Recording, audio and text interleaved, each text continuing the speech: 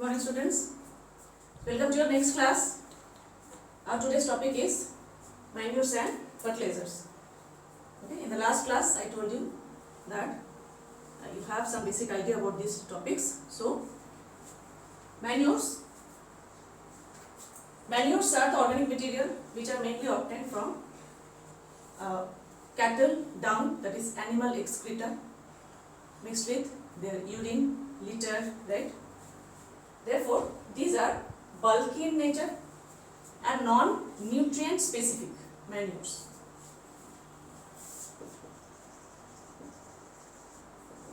Okay?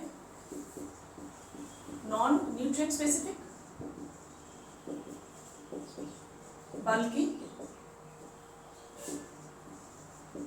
in nature and absorbed by the soil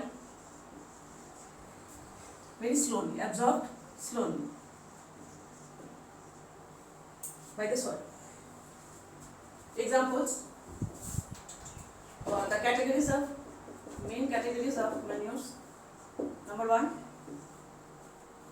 farmyard manure.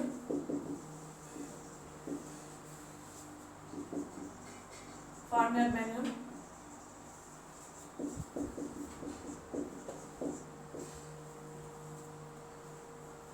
Mainly composed of animal excreta, litter, urine, but these are the farmyard. FIM is the basic source of NPK, that is nitrogen. It basically gives nitrogen, phosphorus in the form of phosphorus pentoxide, that is P2O5, and potassium in the form of potassium oxide. Okay. So farmyard manure is mostly prepared in farm from the animal excreta, and this is the basic source of NPK. This is the basic source of NPK.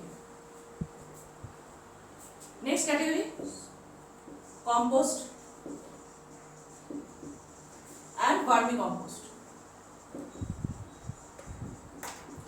Compost and vermicompost. Compost is prepared in the field itself, mixing with the animal excreta. There are the farm refuse, town refuse, that is say dried leaves and different parts of the dried plants, as well as fruit peels, vegetable peels, and all other town excreta, town refuge, we should say. These are mixed, and even we can prepare at home.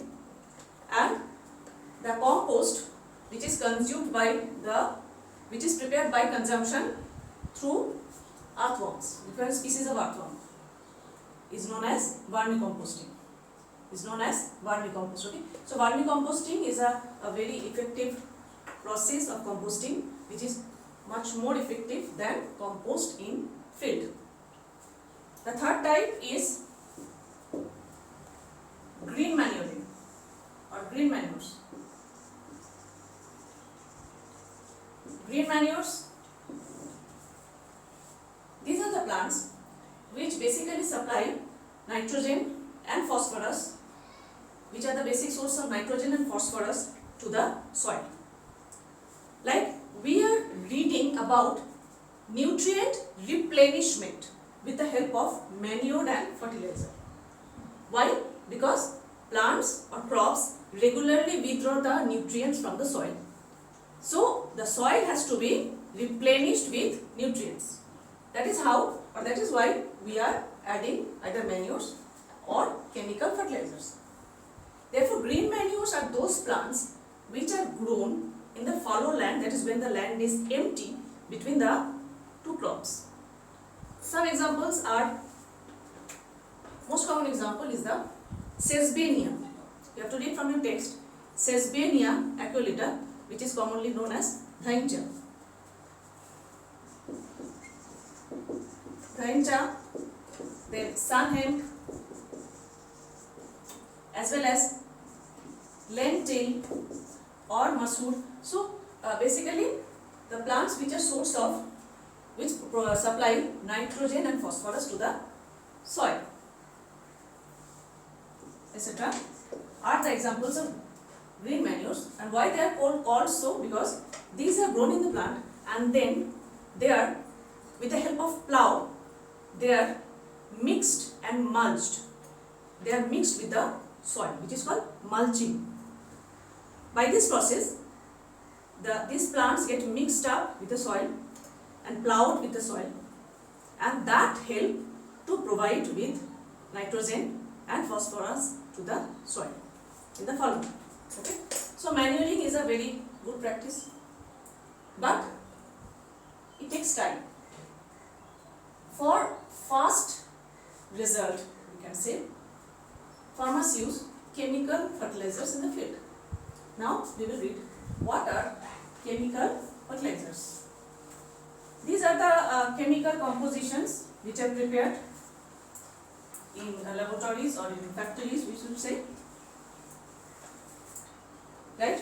So our next topic is chemical fertilizers.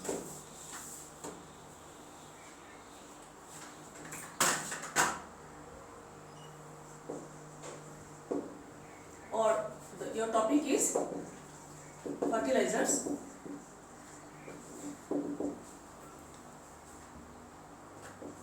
Basically, there are chemical fertilizers, but certain organisms are there which are nowadays used as organic fertilizers or biological fertilizers. We will learn after this. First, chemical fertilizers are the chemical compositions. There are basic three categories of chemical fertilizers. First type, nitrogenous fertilizer. Nitrogenous fertilizer, they basically supply nitrogen. They are the basic composition in them is nitrogen. Okay, examples. Under this example you can write urea, ammonium phosphate.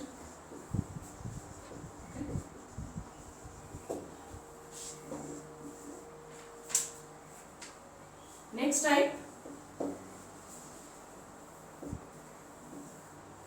phosphatic fertilizer.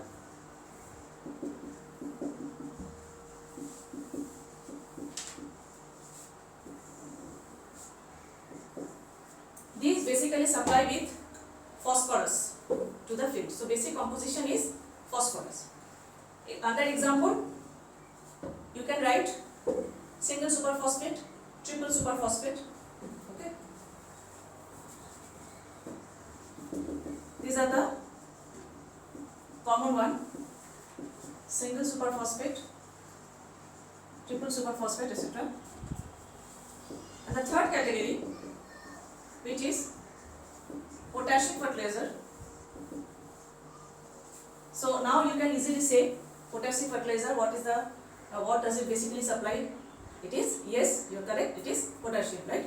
So potassium fertilizer basically supply potassium to the soil.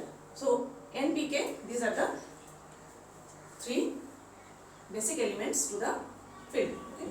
Under this example, any examples you can write, that is potassium sulfate, potassium phosphate, any examples you can write.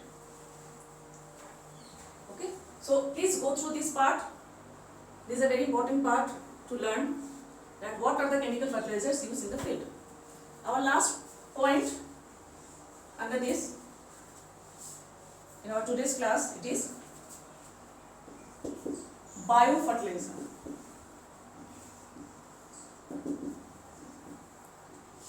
Biofertilizers, or these are organic fertilizers, you can say, because there are certain bacteria which can help in the fixation of nitrogen to the soil then to the plants. Okay. Examples: nitrogen. These are the nitrogen fixing bacteria. From your previous class, you know about nitrogen fixing bacteria, right? Yes, you know about rhizobium. So, rhizobium bacterium as well as nitrogen fixing bacteria, that is rhizobium bacterium,